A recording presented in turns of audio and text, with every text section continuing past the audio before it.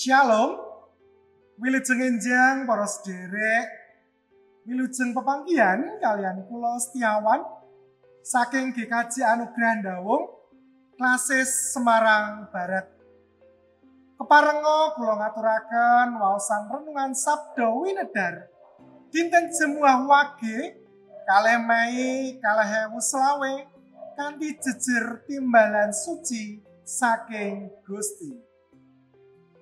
Langkung rumiyin semangga ndedonga. Duh Gusti Allah Rama ing swarga, kawula sami badhe gegila dawuh paduka. Mugi paduka kepareng nuntun lan sucikaken niat kawula. Ing dalemipun asma Gusti Yesus Kristus. Amin. Timbalan suci saking Gusti. Waosan saking Yesaya 6 ayat 2 lan 3. Para serafim padha ngadeg ngubengi panjenengane. Iku padha nguwah sesauran tembunge suci suci suci Pangeran Yewah Gusti ning sarwa tumita. Saindenging bumi kebak ing kamulyan. Para sedherek ingkang kinasih, nalika kaleksanan pangibadah tetepan pandita, kita nekseni pandita ingkang katetepaken inupen dening para pandita lan tinumpangan asta. Nekseni prastawa wau geter raos sing manah ibata sucining prastawa wau. Nyatitakaken lelampahan ingkang kasebat ing Yesaya 6 geter manah kita. Nalika Gusti Allah nimbali Yesaya jumeneng nabi, Yesaya nekseni bilih Gusti Allah jumeneng sinartan malaikat itu. Para malaikat samikur mujakaken suci-suci, munjukaken pepujian bab kasucianipun Gusti Allah. Saestu lelampahan wau nelakaken sucining swasana patimbalan kanabianipun Yesaya. Inggih sedaya mratelaken ibata suci ning kalenggahan ingkang katetepaken piyambak dening Gusti Allah.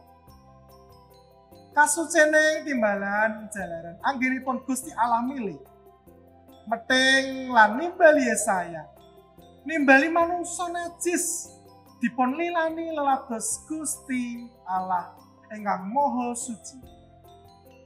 Sucining timbalan wau ugi sinengkuyung dening para malaikatipun Gusti Allah lan umatipun. Para sedherek ingkang kinasih, menika katitik saking swasanipun padaleman suci ingkang sineksenan ngantos horeg. Swasana ingkang mekaten wau temen buktekaken bilih timbalanipun kalenggahan estu wujud timbalan ing satengahing kasucen ingkang sinengger dening Allah. Kados pundi anggenipun Allah makarya ngucikaken Yesaya kacetha saking ayat 6 lan 7 kanthi sanepa wonten mawa mengangah ing kasenggolanipun ing tutukipun Yesaya.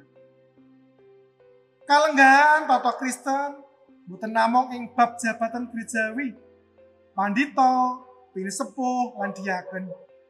Saestunipun saben tiyang pitados menika katetepaken dening Gusti nglenggahi kalenggahan inggih menika dados manungsa ingkang kedah miwarakaken Injilipun tentrem rahayu.